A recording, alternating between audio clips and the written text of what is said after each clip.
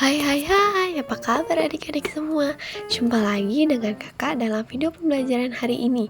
Apakah semuanya sudah siap belajar? Jadi, hari ini kita akan belajar tentang dongeng. Ada yang sudah tahu apa itu dongeng? Atau ada yang sudah pernah mendengarnya? Kalau belum, yuk kita simak penjelasannya.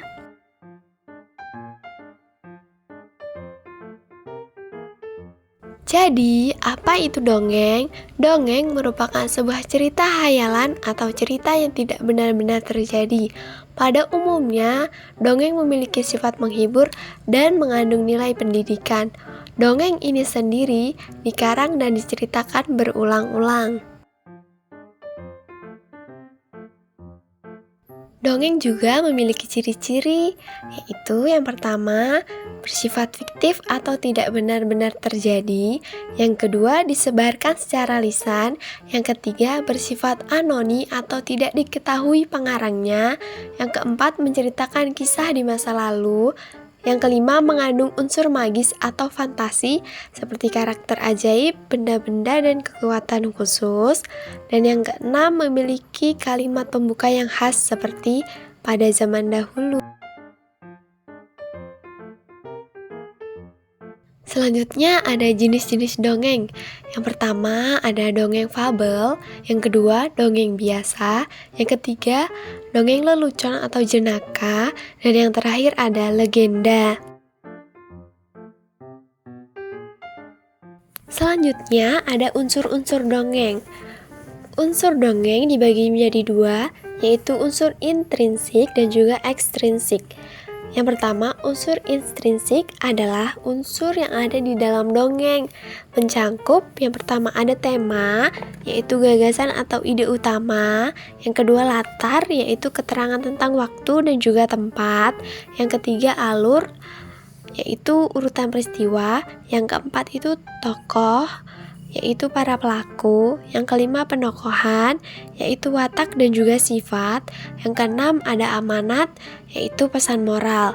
Selanjutnya untuk unsur ekstrinsik adalah unsur yang ada di luar dongeng, seperti latar belakang pengarang, ada tempat lahir, pendidikan, dan keadaan ekonomi.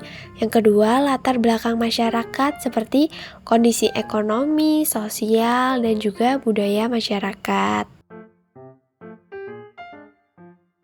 Selanjutnya ada manfaat mempelajari dongeng, yaitu yang pertama untuk menanamkan nilai moral, yang kedua melatih empati, yang ketiga meningkatkan kemampuan berbahasa, dan yang keempat meningkatkan fungsi otak. Oke, pada kesempatan kali ini kita akan membahas tentang dongeng binatang atau fabel. Ada yang sudah tahu apa itu dongeng binatang atau fabel? Apabila adik-adik menjawab cerita yang di dalamnya ada hewan yang bicara atau yang bisa bicara, itu benar. Jadi dongeng fabel adalah cerita pendek yang menggambarkan watak dan budi pekerti manusia melalui hewan. Dongeng fabel memiliki ciri-ciri yaitu tokoh hewan dapat berbicara, berpikir, dan bersosialisasi seperti manusia. Dongeng fabel memiliki tujuan antara lain memberikan ajaran moral dengan menunjukkan sifat jelek manusia melalui simbol hewan. Bukan hanya sifat jelek saja, tetapi sifat baiknya juga ya. Jadi bagaimana adik-adik, apakah sudah terbayang bagaimana dongeng fabel itu? Atau dongeng fabel itu seperti apa? Kalau belum, yuk kita simak dongeng fabel berikut ini yang berjudul Kelinci dan Kura-Kura. Kelinci dan Kura-Kura. Di sebuah hutan, semua hewan bersahabat dengan baik, sehingga suasana hutan pun sangat tenang. Hingga suatu ketika, ada seekor hewan yang selalu heboh dan berisik. Ternyata suara berisik itu berasal dari derap langkah si kelinci. Si kelinci selalu berlari mengelilingi hutan, dan hal itu dilakukannya hampir setiap hari. Semua hewan di hutan telah ditantangnya.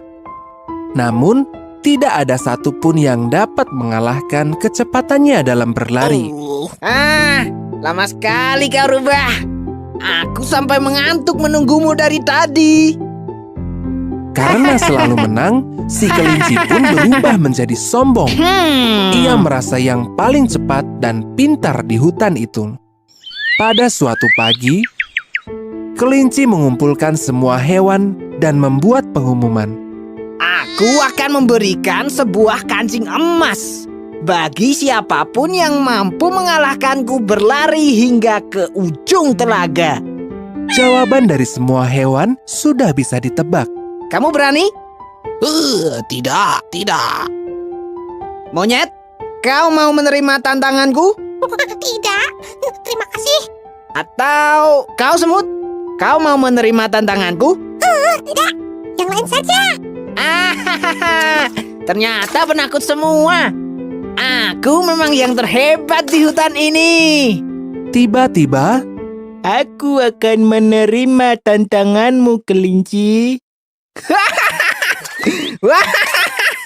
Tak kusangka si kura-kura yang lambat berani melawan raja lari ini.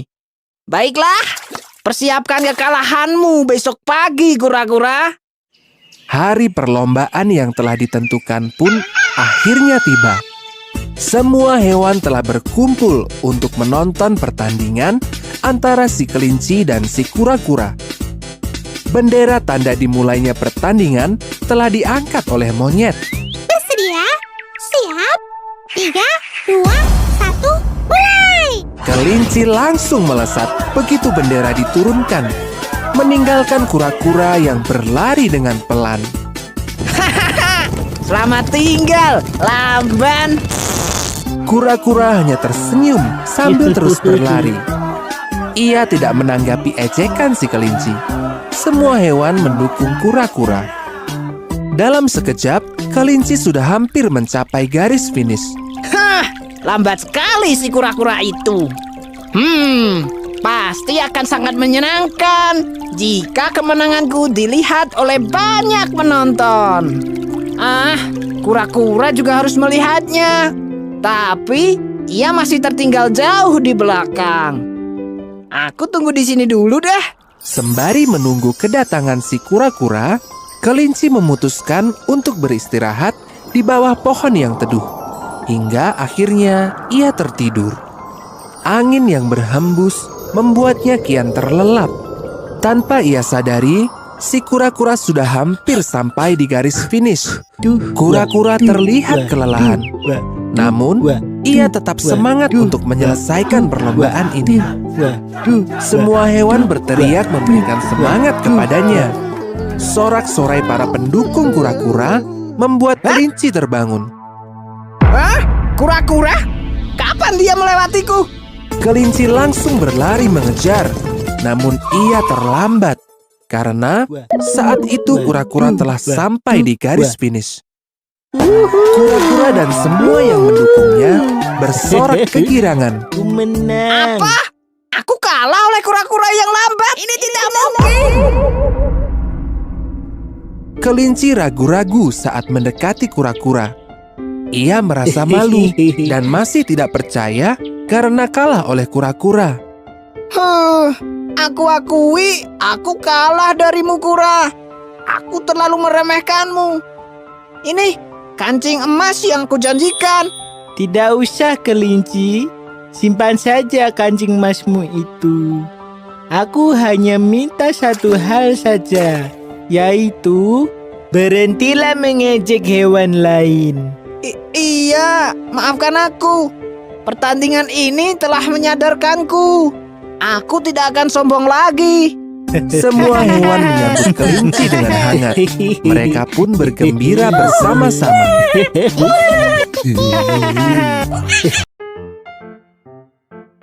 Oke, semuanya sudah menyimak dan juga menonton ya dongeng tentang kelinci dan juga kura-kura. Jadi sekarang kakak ada pertanyaan nih. Jangan lupa siapkan kertas 1 lembar ya. Apakah adik-adik masih ingat tentang dongeng tadi? Siapa sih tokohnya di dalam dongeng tersebut?